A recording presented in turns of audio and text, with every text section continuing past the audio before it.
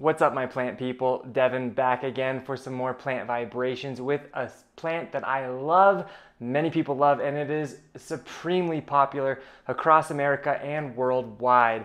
If this is your first time at my channel, Plant Vibrations with me, Devin Wallin, check out some of my other videos. I have tons and tons, dozens and dozens of videos covering all things plant related. If you are coming back again for this new video, make sure to like and subscribe if you haven't yet. I try to post videos every single week, a short video on Wednesday and a long video on Sunday.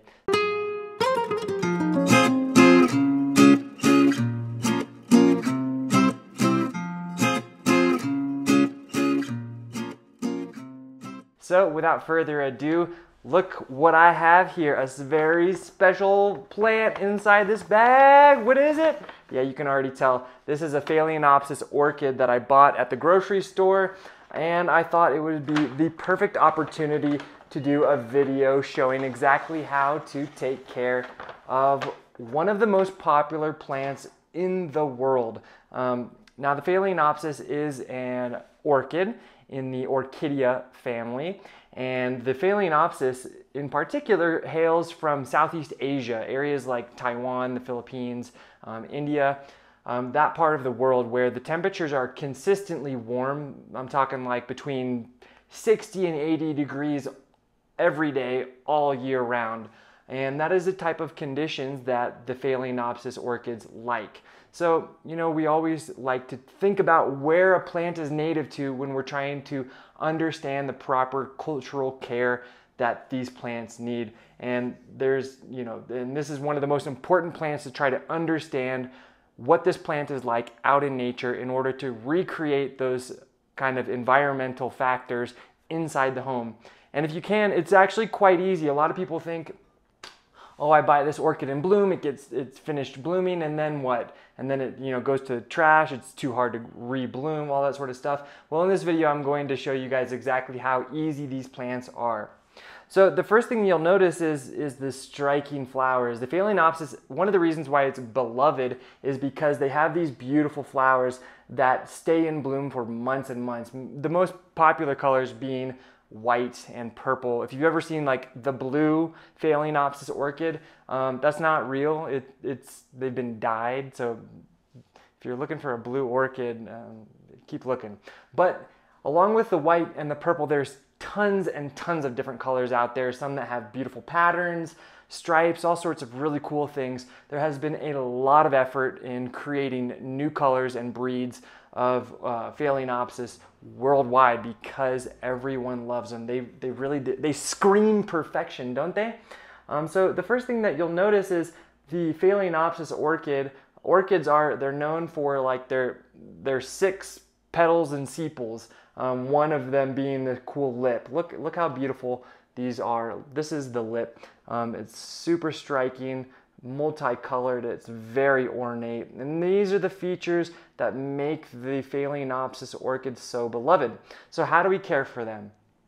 Okay, the first thing that you'll see, or the first thing that you should know, is that all Phalaenopsis orchids are considered epiphytic, meaning they actually will grow on the sides of trees out in the wild, out in nature. So what is the lighting like in that sort of condition? Well, they're always going to be under the coverage of foliage. So right here, I'm actually starting to sweat because the sun is beating on me really intensely. I have a southern window right here, full light all day, every day.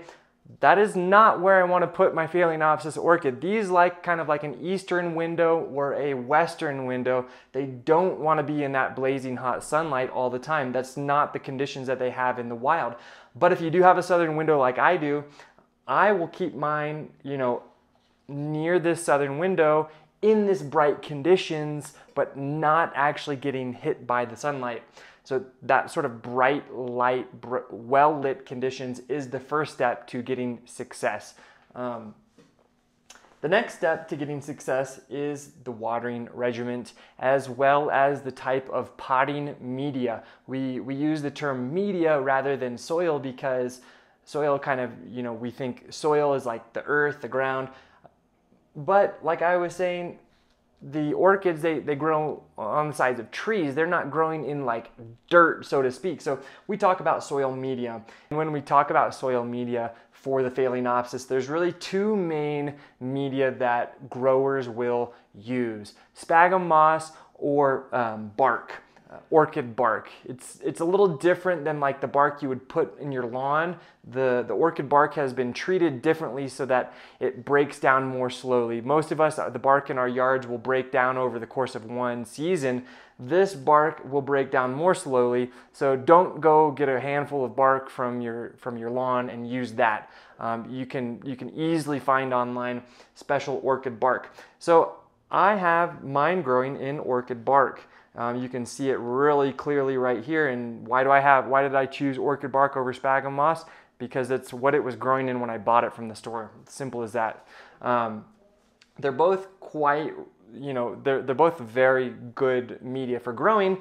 And you'll also notice that it's been potted in plastic pot, clear plastic.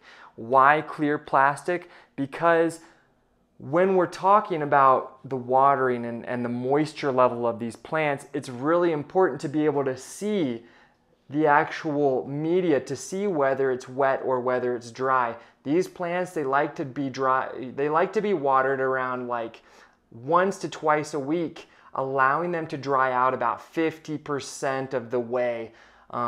They don't want to be totally dried out, but they don't want to be sopping wet all the time either. So having it in this clear plastic pot is very helpful for using your eyes. I can see there's moisture here. So I'm going to wait until this moisture dries out. I watered this 2 days ago, so it's not ready to be watered yet again, but I can visually see the soil medium is still a little bit wet. I want it to dry out a little bit more before I will water it again. Now, sphagnum moss and bark, they both will require, about once or twice a week, a little bit of water. And when you water, a little bit goes a long way. Both the sphagnum moss and the bark, they're very quick draining, very easy for water to absorb where it wants to and then filter out what's not needed. So a little bit of water goes a long way. You don't want to be overwatering these. And when you do water it, if you're watering it on a little tray like this, absolutely, positively empty that tray out afterwards. You don't want it sitting in water. That's not going to help keep it growing healthily. Consistency is the key with growing orchids, like growing anything else. That beautiful skin on your face, it didn't become beautiful from caring for it once a month or twice a month. No, it came from caring for it every single day. Plants, they need to be consistently cared for, consistently loved and adored, and in that way, they'll bring you the most beautiful plant life possible.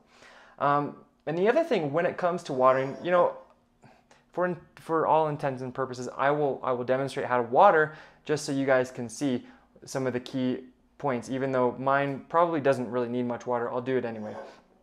So when you water, you really want to just water a little bit along the edges, trying to moisten all of the roots, and definitely avoiding getting water in these crevices. You can see here. Look, I barely put any water and it's pretty much all just filtered through. That's what you want. That is a good sign, and you want that to always happen. So I'm definitely going to move it off of this tray in a minute, but I wanted to show you guys, you see where these crevices happen? You never want to water it on the leaf because you don't want water sitting in these crevices. If water sits in these crevices, it is very easy for it to rot. That is not what you want. You don't want it to rot. You can think about it. Okay, let's do a little game. My arm is a tree branch. This Phalaenopsis orchid is still dripping, but this Phalaenopsis orchid is growing off the side of a tree. It's always going to be grown at kind of an angle, and in that way, it doesn't allow water to sit in these crevices. That is like a natural mechanism that it uses to ensure that it's not going to rot out in nature. So you want to make sure that you're including that, you're doing the same thing while you're caring for it inside the home. Always try to recreate the natural growing patterns inside the home. So the other thing is, along these lines of, you know, it growing along the side of a tree, like a tree trunk like that, they're always kind of at an angle. They're always kind of growing like, they're very rarely growing straight up and down like this. So that's why you generally will see them growing with stakes, because you know, in nature they're kind of going to be growing sideways. But we're at home and we want something that's up and down because that's what makes sense to us. And if you know, it's really hard to recreate an angled plant inside the home. So that's why we always will have them staked up. Also, the flower stems get quite large and quite heavy, so they need that extra support. So definitely keep the stakes in there. Another cool feature about orchids, which makes them so unique, Phalaenopsis orchids in particular, which makes them so unique, is that when these flowers will actually finish, you know, they'll turn kind of brownish, and that's like your cue to cut them off. I don't have any to show you right now, but one thing that is really cool is on these leaf nodes, you can see this leaf node right here. When this flower finishes, it actually, not always, but it has the potential to grow a stem off of that leaf node and create a new plantlet which will then flower. That is also another important reason why we want to keep these stakes, because if that happens, it's going to get even more top heavy. So it's really truly important to kind of keep them staked and keep them strong. Like that, and using a green stake is helpful to kind of soften the blow of having some artificial mechanism along your plant. It doesn't really bother me, but anyways, so that's another, you know, I'll talk, those little plantlets that can grow off the edges of your old flowers are called a kaiki. And that's a topic for another discussion. When I have one growing, I'll make another video and show you guys what to do with those. But for now, we'll stick with just general maintenance and care. Okay, another thing that, you know, I will often get asked about are these roots that are kind of growing out of the side. You know, the roots that are inside the pot are like growing downwards, but these ones seem to be growing out. Like, what's the deal? Are these roots that have just kind of like popped out and I need to stick them back in? No, these are aerial roots, which out in nature, so if your orchid is growing along the side of a tree, it will use these aerial roots to kind of like reattach to other areas of the tree, and then, you know, it allows it to continue to grow. And in the process of trying to find somewhere to kind of like root along that tree, they will actually help to absorb extra humidity in the air, which is, you know, a good thing. They want to, it helps them stay healthy, so that's a good thing. For us at home, they are not going to attach to a tree, obviously, but they will be able to absorb any extra humidity in the air a little bit. They're not super effective. They're not going to be as effective as these roots inside the pot as absorbing the humidity and the moisture, but they do act beneficially. And you can see they're all kind of like silvery. I just watered, so they're kind of green right now, but a healthy root in these Phalaenopsis is going to be like a silvery white, so that's really good. So I know some of you may think, oh, it's kind of ugly and I want to cut it off. Don't cut it off. The only reason why you would cut it off is if they had broken like this. So this one has actually broken. It broke in transit from home. So I will remove this. And when we are removing it, you just want to use some scissors that are sterilized. So what I'm going to do, if you have shears, that's even better, but I'm going to sterilize these real quick with a lighter. And then I'm going to cut it off. You know, I don't have all of my proper tools and equipment here, so I got to make do with what I got. So once they've cooled down a little bit, I will take my scissors and I will cut this aerial root off because it has broken. So I will discard that. Okay, so the other thing that you might be thinking is, okay, I want my Phalaenopsis orchid to grow big and strong, so I should repot it into a larger pot. No, don't do that. Keep them really confined. These need to have roots that are confined. That's why they're grown in such small pots, because they like to have their roots really confined. If you grow it, if you transplant it into a larger pot, it's not going to get bigger. That's not how they grow. It's not like a daylily that's going to create these clumps that are ever expanding, but rather they want to be kept in a small pot. Because this is really like the size that they will get unless they create those extra plantlets growing off of the old flower nodes. So keep them in a small pot. When it comes to repotting and changing out the soil medium, it's like a once every 2-year kind of deal. So I don't need to do that now, so I'm not going to demonstrate that at a further date. It's really easy. You just take it out, you kind of discard, wash off the roots, discard all of that old bark, and find new bark or sphagnum moss and repot it up. But one of the things that will happen, because they are grown in small pots and they do get quite top heavy, you're going to want to, and also because these clear plastic pots are obviously ugly as can be, you're going to want to cover it and make it prettier because we want pretty plants. So what I have here is I have this terracotta heavy pot that I'm just going to slip it into. Now, oftentimes when I do this with a lot of my houseplants, you stick it in and it's too low. So quick tip, go find your recycling bin and find something that has a nice plastic cap. I have this old coffee cap, so I put this at the bottom, and now it sits up at the proper height that I want it to. And now it's going to be a beautiful house plant that is going to continue to bloom and bloom and bloom.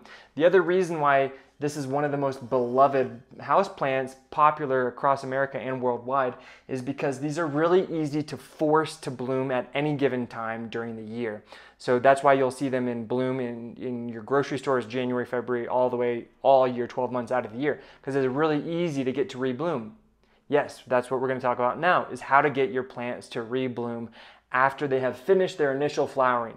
Okay, it's really as easy as giving them a 2-week period where they're able to experience a difference in temperatures of around 15 to 20 degrees Fahrenheit. So if you are able to provide an environment where during the daytime they can have temperatures of around 80 degrees or 70 degrees, and then during the night hours, allow them to be in an area where the temperatures will drop down. So if you have it 80 degrees during the day, 60 degrees at night, or 70 degrees, which is generally what most of our homes and apartments are at, 70 degrees during the day and 50 degrees at the nighttime. If you can do that for 2 weeks, what happens is you will actually initiate kind of hormone growth for these plants to create new buds that will then produce new flowers. If you can do that for 2 weeks, you can consistently be producing new flowers on your plants throughout the year. Now, I live in Pennsylvania. When the seasons change, that's going to happen naturally. I'm not actually going to do anything particularly special. I'm not going to go, find some warm area of the house and then some cold area of the house for the night. No, I'm just going to let it be. It's natural for my house to be, 75 during the daytime when I'm living, and then drop down to maybe 55 in the areas where, I'm not sleeping. So it's totally natural for them to kind of create those new buds from the natural seasonal changes that you're experiencing at your home. So there's no real tricky, secret formula for getting these to rebloom. It's simply providing that day-night differential in temperatures of around 20 degrees for 2 weeks. That's how you can get them to rebloom. I think with that kind of covers everything that you need to know in order to successfully grow the Phalaenopsis orchid inside your home. It's not a short season plant that's just going to grow and bloom for a couple months and then you throw it away. No, this can continue to bring joy inside your home for months and months and months. Some of the most beautiful flowers that you've ever seen with striking thick green foliage. So if you're looking for a plant, or if you're struck by a beautiful Phalaenopsis orchid next time you're at the grocery store, pick one up, give it a try. They're beautiful, they're very easy to grow, and you will definitely have success, especially after watching this video, learning everything that you need to know in order to care for them successfully. Anyways, if you like this video, make sure to click like. It kind of helps that algorithm to share it to more people that like plant videos. And also subscribe and share with your friends and family, other plant lovers that you may know. And stick around, because I will be sharing more plant videos every single week. All right, I'll catch you later. Ciao.